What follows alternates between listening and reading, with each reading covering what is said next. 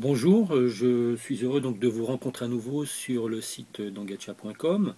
Dans la suite logique de ce que je vous ai indiqué lors de la précédente vidéo, je vais vous présenter rapidement les référentiels qui sont généralement utilisés pour la démarche de développement durable.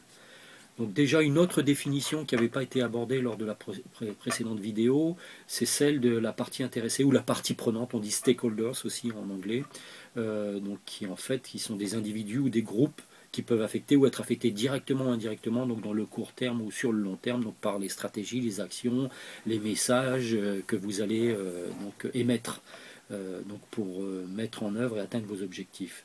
Donc on a trois types de parties prenantes, généralement on les classe par les parties prenantes traditionnelles. Alors on trouve là-dedans les actionnaires majoritaires, les clients, les administrateurs, les employés, les syndicats, des parties prenantes dites périphériques, donc des associations, des médias, presse, associations de consommateurs, acteurs de la régulation en fait, et puis des parties prenantes dites de la société civile, donc c'est tout ce qu'on va retrouver, les ONG, les groupes de pression et d'influence, les communautés locales, voire internationales, et les institutions scientifiques.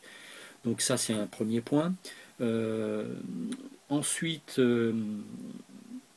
donc la notion et la différence entre la responsabilité sociale et sociétale de l'entreprise, la fameuse RSE, donc le livre vert de 2001 de la Communauté européenne. Donc c'est décrit comme l'intégration volontaire des préoccupations sociales et écologiques des entreprises à leurs activités commerciales et leurs relations avec les parties intéressées.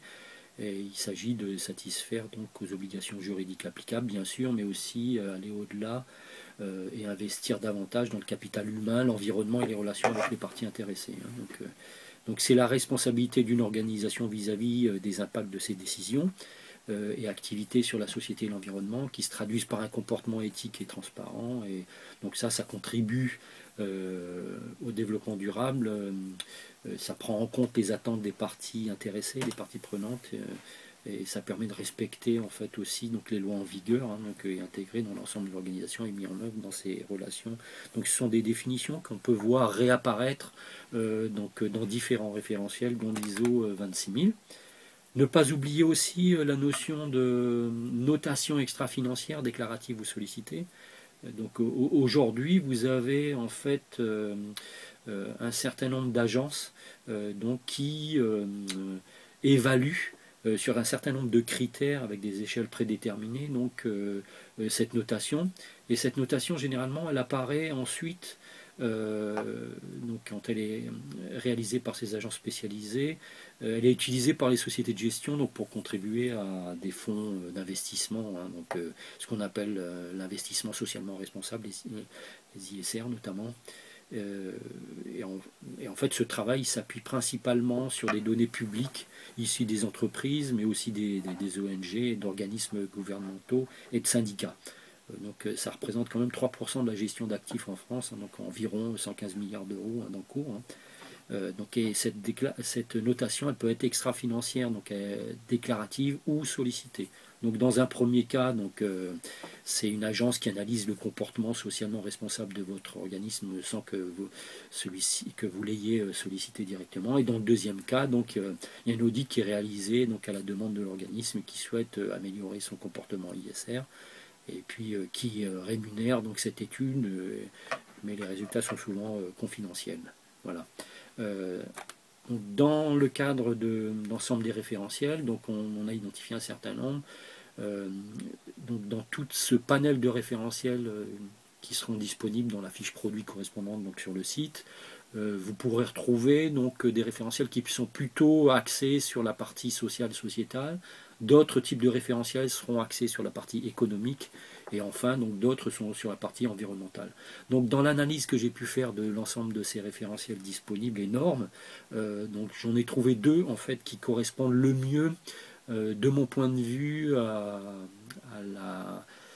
la mise en œuvre d'une démarche de développement durable. Donc il y a le GRI, qui est lui un référentiel qui date quand même maintenant, puisqu'il est à sa quatrième version pratiquement, en 2012, et donc qui permet d'élaborer un rapport de développement durable sur des bases qui ont été déjà reprises par un certain nombre d'organismes. Et puis vous avez l'ISO 26000 qui vient de sortir en 2010, précisément. Donc il y a un ensemble de, de lignes directrices donc, qui permettent aussi de lancer une démarche de développement durable sur la base d'enjeux qui sont prédéterminés. C'est un bon outil d'aide en fait. Alors parallèlement à ça, on a quand même des obligations réglementaires. Donc la première, est la fameuse loi NRE, de nouvelles régulations économiques, qui a été complétée récemment par l'article 75 et l'article 225 de la loi Grenelle 2, qui donne obligation notamment à certaines entreprises, au-delà de certains seuils, de chiffre d'affaires et nombre de personnes, d'avoir l'obligation de rédiger un rapport dit de développement durable. Voilà donc pour cette première partie d'introduction au développement durable. Donc, je vous remercie de m'avoir écouté. Et donc, je vous réitère ce que je vous dis à chaque fois. Donc, pour les personnes qui nous laissent des commentaires, et suite à de nombreuses demandes, donc on a décidé de répondre aux commentaires par l'intermédiaire de notre site, www.engacha.com. À bientôt. Je vous remercie.